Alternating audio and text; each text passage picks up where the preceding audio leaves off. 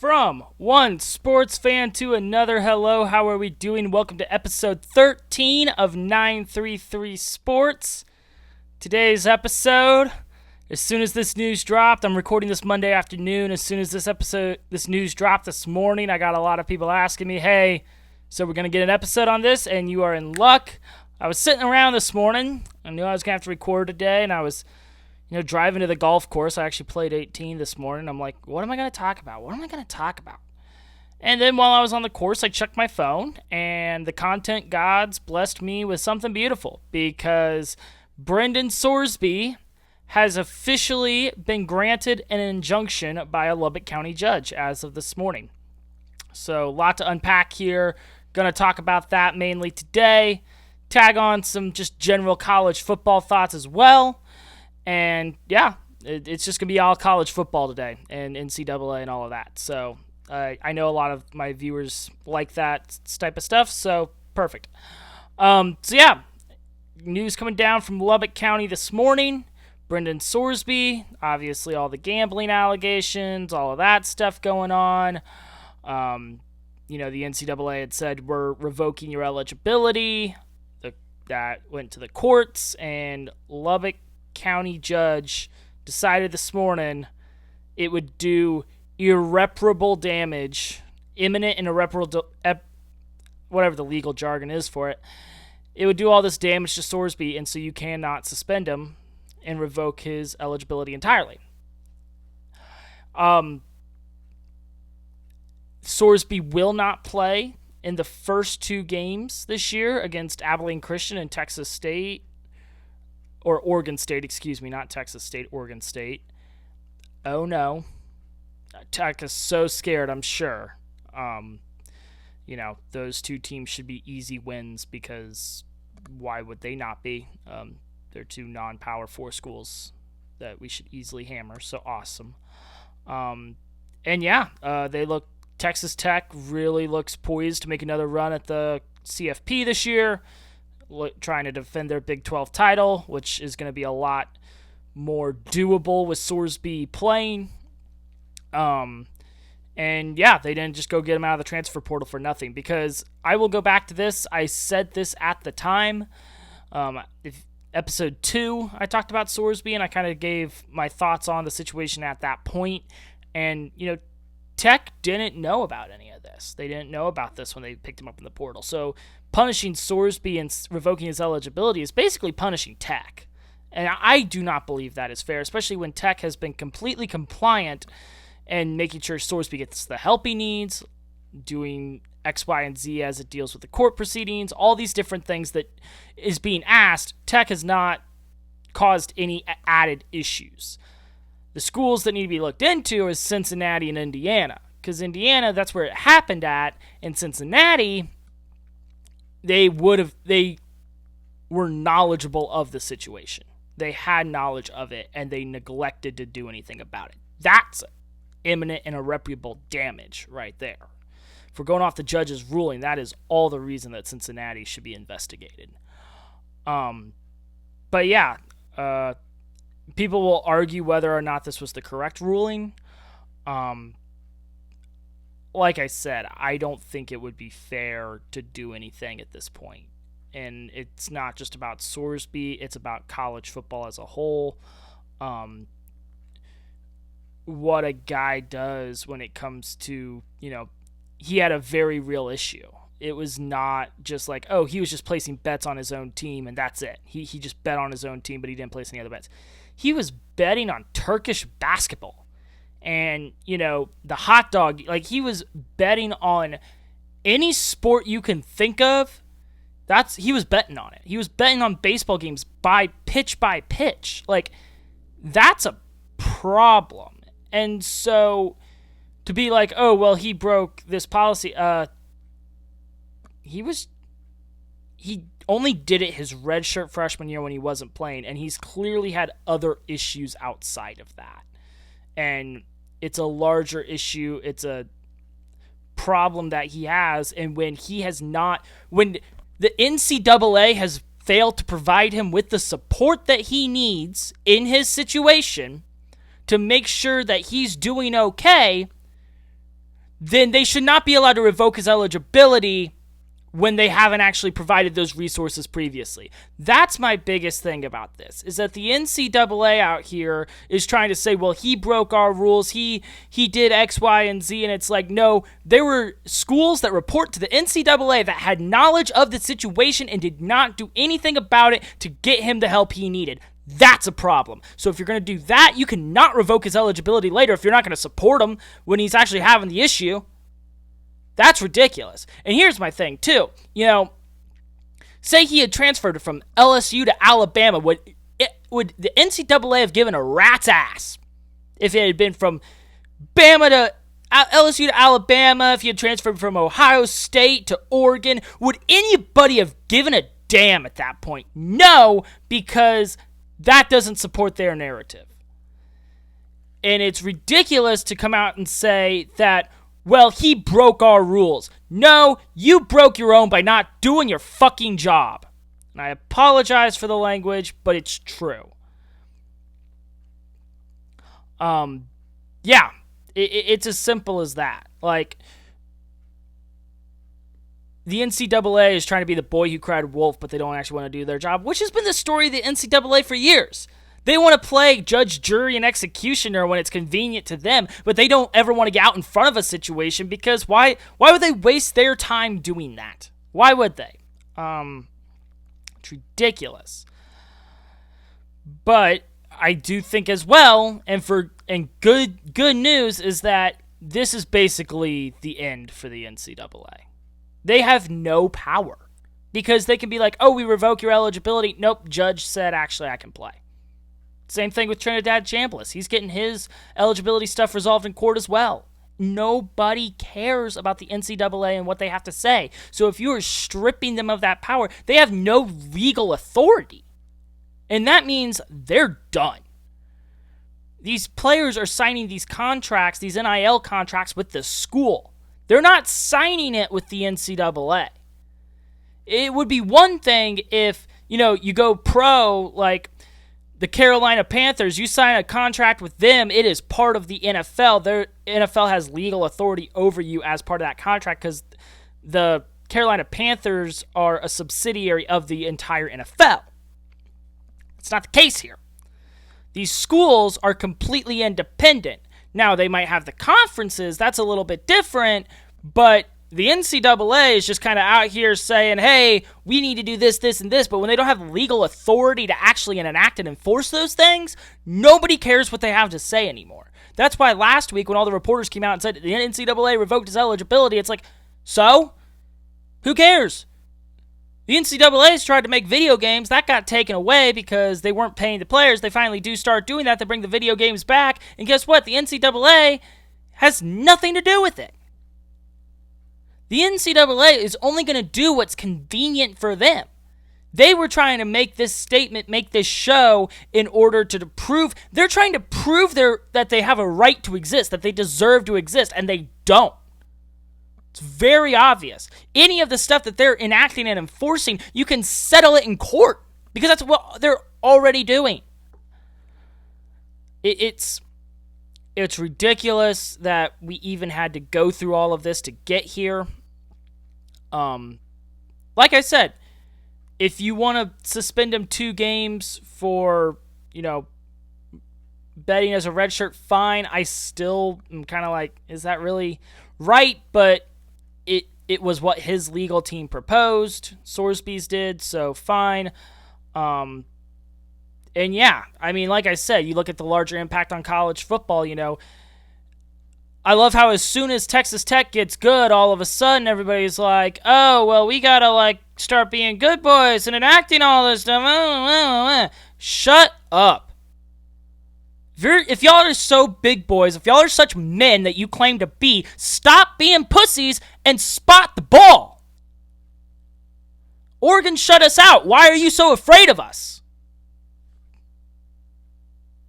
Am I crazy? I mean, like I said it already. If this was a blue blood, if this was blue blood schools that this was going on with, we would not be having this conversation. He would have already been eligible months ago, and it wouldn't have it may not even made the papers. Nobody would have cared. But because it's Texas Tech, because it's a school that's up and on the rise, all the powers that be were like, well, clutch our pearls. We can't handle this. We don't want things to be fair because that threatens our money. That threatens our profitability. So we had to raise heck about it. And yeah, Sorsby's going to play. Take that. I know I'm being super biased right now as a Red Raider graduate. I don't care because, yeah, Sorsby's going to play. And if you have a problem with that, then beat him. I'm dead serious. If you have a problem that he's playing, beat him. And if you're like Texas, where it's like, oh, well, we'd beat Texas Tech with our 2s and 3s. Maybe we wouldn't want to do it week 1 now if Sorsby's not going to be playing. But, bless. Do it. If we're all so confident that Texas Tech ain't all that, because that's the double-edged sword of that, is people are like, Texas Tech's overrated, but, Texas Tech losing Sorsby would completely tank their season, and we want them to lose that so that way they're out of the picture. We want them out of the picture, but we're also don't think they're that good. Well, if you don't think that they're that good, why would you want them out of the picture? You wouldn't care about them being in the picture because they're already not in it to begin with. It's ridiculous, these arguments. At the end of the day, the season's going to kick off in a couple of months, and we'll settle it then. Goes back to what I just said. If you're so sure that Texas Tech is not that good and not all that, beat us. Do it. It's insane to me. And I kind of alluded to it. Something else about Tech. Steve Sarkisian, the loudmouth, one of the many loudmouth dumbasses from Austin, said that we could beat there's a school in another conference that plays in the state that will be contending for the CFP that we could beat with our 2s and 3s. Really? Is that true? Because last I checked, when y'all were in the Big 12, y'all had some struggling years there. And, when did UT play in the CFP last year? And I'm sorry, correct me if I'm wrong. Didn't they lose to teams that finished with losing records? I don't care if it's the SEC. I don't care. Because if you're so big, bad, and tough, can't you beat, Florida? Can't you not just squeak by, Kentucky, Vanderbilt, some of these schools previously thought of as, they're not that good. That's ridiculous. I mean, spot the ball. Tech offered to buy out UT and Tech's week 1 opponents so that way we could play UT. I wouldn't want to do that now without Sorsby. I will admit. I'll be fair on that. Let's not do that, especially because Will Hammond, Tech's backup, probably won't be ready till week 3 either. So, those first 2 weeks, we are probably going to be trotting out QB3. Still don't think that's going to be an issue at all, but it is something to note. Will the AP top 25 give us the benefit of the doubt by that if we only win by 50 instead of 70? No, but F them. Who cares? Just keep winning games, win the Big 12, and make the CFP at that point. But, yeah, UT. I have it up here. If I can get my finger right. Spot the ball. If y'all are so sure, bless. Because all of a sudden, as soon as Tech's like, okay, we'll play y'all, not a peep, not a word. So if you're so sure, he wouldn't, Sark's not going to throw his 2s and 3s out there. That was kind of a joke, but if it's so funny to you, then this should be a cakewalk. This should be easy for you. Our place or your place, I don't care. Make it in Austin. It'll just be that much funnier when you lose. It's ridiculous. I just don't. I'm sorry, but did you see how bad Arch Manning looked against some of these opponents last year, and Tech's defense was like the best defense. Next to Ohio State, Tech's defense was the best defense in the country, and Arch is out here throwing picks against no-name schools, and you're saying, oh, yeah, we could beat him with our 2s and 3s. The way Arch was playing last year, I really don't want to see your second-string quarterback because nobody wants to put their eyes on that. I mean, seriously. I know most of this episode so far has just been me yelling into the mic and getting angry, but it's ridiculous. Like, we've had to... Tech has had to sit here and sit in this position of, like, oh, we're not good enough. Oh, they're good, but we don't, like, I'm just over it. And that's why I'm just ready for the season to start. Last year wasn't enough. That's fine. It's never going to be enough. We'll be holding they'll be saying, they say Tech bought their roster. In today's day and age, if you're not buying your roster, you're not doing it right. Because that's the whole secret to today's college sports. If you're not buying your roster, you're not doing it right. And we're going to sit here and act like, the SEC and the Big Ten weren't buying their rosters before NIL. We're really going to sit here and act like they never slid some guys some money under the table. Really? But when Tech starts doing it legally, then it's a problem. Then we have an issue. I'm going to say something that's going to end the show real quick.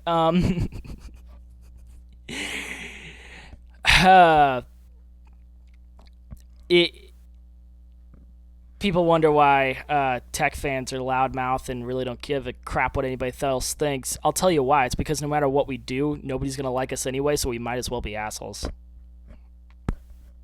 That's the dirty little secret for you. And that's why we come out on top every single time. Because you're not going to like us anyway. So we might as well give you a reason. Yeah.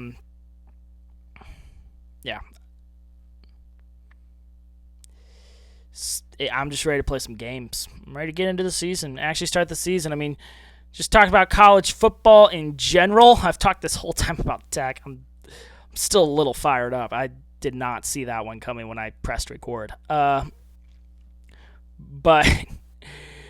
still talking college football.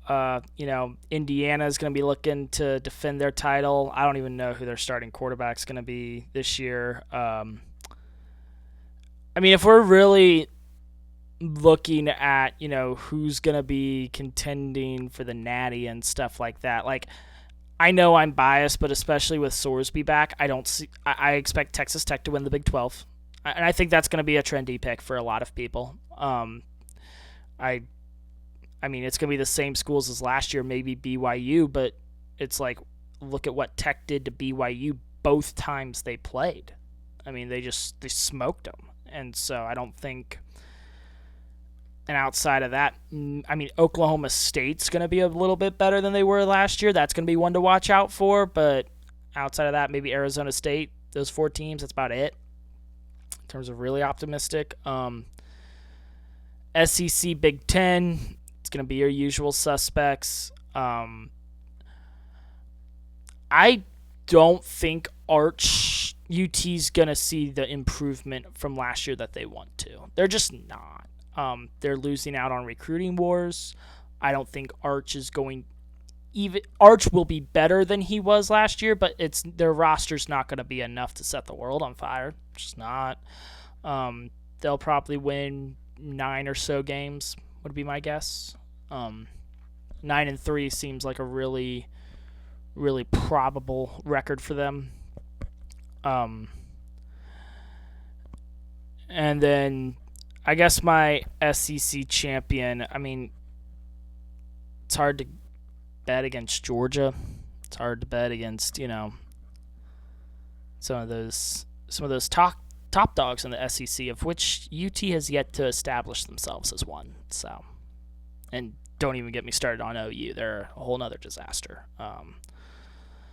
And then Big Ten, and like I said, Indiana's going to be back in the fold. As long as Signetti's there, they're going to be contending. People actually want to go there. They've got the money. Let's do it. Ohio State, Oregon. I mean, start running through the list. It's the usual suspects. I mean, Penn State's still got to get that new coach in there, get him acclimated. And I don't expect there's so much that goes on in the world of college football that it's really hard to just say, yeah, this team's going to come out of nowhere. Like every year there's one or two teams that just kind of really spring up and that nobody really saw preseason, and even if they did, it wasn't like a trendy pick. It was kind of a dark horse. But it's just impossible to tell who those teams are going to be, and there's really no way to know until we're about a month in and we start being like, oh, this team actually looks pretty good. Oh, this team's... And of course, the first 3 weeks, all the Power 4 teams look good because they're not playing unless they're playing another Power 4 team, they're blowing everybody out, so who cares? Like, until mid-October, it's pretty hard to get a read on, a lot of it. So it'll be interesting to watch when that comes around. And... yeah, I expect if I had to fill out a CFP bracket right now for next year, it would look very similar to the one from this year. Indiana, Oregon, Ohio State for the Big Ten makes sense. Texas Tech wins the Big 12. Okay, maybe they get another school in there, but I wouldn't find it very likely. You're going to have your standard group of 5 team. I do expect Notre Dame to be in the college football playoff. CJ Carr is going to be – they needed a real quarterback. They got one. I think Carr is going to be pretty good this year. I'm going to 2 Notre Dame games, so I'm excited to actually see them play live. I do think Miami's going to take a step back because, Carson Beck is gone. They had a lot of – they still got Malachi Toney. They still got some weapons, but I do think Miami takes a step back. I do not think they make the CFP this year. If they'd have to win the ACC in order to do so. I think only one ACC team makes the CFP, and it's whoever wins it. So that's definitely true. Because let's be honest here, we're still waiting for SMU to actually walk the walk instead of talking the talk with the recruits. So, and I just don't think this year's that year either. So there's that. And yeah, that's pretty much college. I mean, obviously Sorsby was the biggest story of the college football offseason. That got resolved today. So now it's going to be just a lot of sitting around waiting for the games to kick off. And we got almost 3 months until they do, which kind of sucks, but oh well, here we are. I'm going to end it here just because my throat hurts from how into it I got. I know this episode was a little more spirited, not always PG, so I apologize for that. But yeah, that'll do it for today. Signing off for now. Thank you, everybody, for listening. I'll try and be a little more calm next time, but, sometimes it's always good to get a little emotional because that's what sports are all about. So, adios. Take care.